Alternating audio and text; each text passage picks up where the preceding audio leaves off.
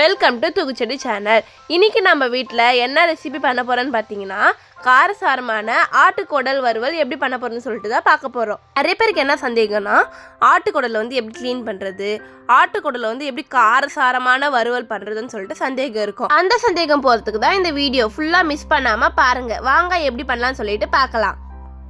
First நான் வாங்கிட்டு வந்த குடலை இந்த அளவுக்கு நான் சுத்தம் பண்ணி எடுத்துக்கிறேன். இந்த அளவுக்கு சுத்தம் பண்ணதும் பாத்திரம் எடுத்து நம்ம சுத்தம் பண்ண குடலை சேர்த்துக்கலாம். தேவையான அளவுக்கு உப்பு சேர்த்துக்கோங்க. 1 டேபிள் ஸ்பூன் அளவுக்கு மஞ்சள் தூள் சேர்த்துக்கோங்க. முழுகிற அளவுக்கும் தண்ணி சேர்த்துக்கோங்க. சேர்த்துட்டு நல்லா கலந்து விட்டுக்கோங்க. ஸ்டவ்வை பற்ற வச்சுட்டு 5 நிமிஷம் வரைக்கும் கொதி வர அளவுக்கு நல்லா வேக விடுங்க. இந்த அளவுக்கு நல்லா வெந்து வந்திருக்கணும். தண்ணி எடுத்துட்டு 3 இல்ல 4 வாட்டி இந்த குடலை கழுவிட்டு சின்ன சின்னதா கட் பண்ணி ஒரு பிளேட்ல சேர்த்துக்கோங்க. கடாயை எடுத்துட்டு தேவையான அளவுக்கு எண்ணெய் சேர்த்துக்கலாம். எண்ணெய் நல்லா சூடானதோ கடுகு சேர்த்துக்கலாம்.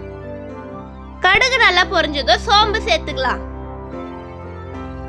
வெங்காயமும் கருவேப்பிலை சேர்த்துட்டு நல்லா வதக்கி விட்டுக்கலாம். 1 டேபிள் ஸ்பூன் அளவுக்கு இஞ்சி பூண்டு சேர்த்துட்டு நல்லா வதக்கி விட்டுக்கோங்க. வெங்காயம் நல்லா வதங்கினதும் தக்காளி சேர்த்துக்கலாம். சேர்த்துட்டு நல்லா வதக்கி விடுங்க. தேவையான அளவுக்கு உப்பு சேர்த்துட்டு 1 டேபிள் ஸ்பூன் அளவுக்கு மஞ்சள் தூள் சேர்த்துக்கோங்க. சேர்த்துட்டு நல்லா வதக்கி விடுங்க. இந்த நேரத்துல நம்ம வேக வச்சு கட் பண்ணி எடுத்த ஆட்டுக்குடலை சேர்த்துக்கலாம். 1 டேபிள் ஸ்பூன் அளவுக்கு தனியாத்தூள், 1 டேபிள் ஸ்பூன் அளவுக்கு வெறும் மிளகாய் தூள், 1 டேபிள் ஸ்பூன் அளவுக்கு கரம் மசாலா தூள் சேர்த்துட்டு நல்லா வதக்கி விட்டுக்கோங்க. ஒரு 2 நிமிஷம் வரைக்கும் நல்லா வதக்கி விட்டதுக்கு அப்புறமா அரைச்சு வச்சிருந்த மிளகு பூண்டு விழுதை சேர்த்துக்கோங்க. ஒரு 5 நிமிஷம் வரைக்கும் மசாலா வாசம் போற வரைக்கும் நல்லா வதக்கி விட்டுக்கோங்க. இப்போ சுவையான காரசாரமான ஆட்டுக்குடல் வறுவல் ரெடி. நீங்களும் நம்ம வீட்டில் செஞ்சு பார்த்துட்டு எப்படி இருக்குன்னு சொல்லிட்டு கமெண்ட்ல சொல்லுங்க. ஃப்ரெண்ட்ஸுக்கு ஷேர் பண்ணிட்டு மறக்காம சப்ஸ்கிரைப் பண்ணிட்டு பக்கத்தில் இருக்க பெல் பட்டனை அழுத்திடுங்க. அப்போதான் தினம் அப்லோட் பண்ற வீடியோஸை நீங்க மிஸ் பண்ணாம பார்க்க முடியும். பாய், அடுத்த வீடியோல பார்க்கலாம்.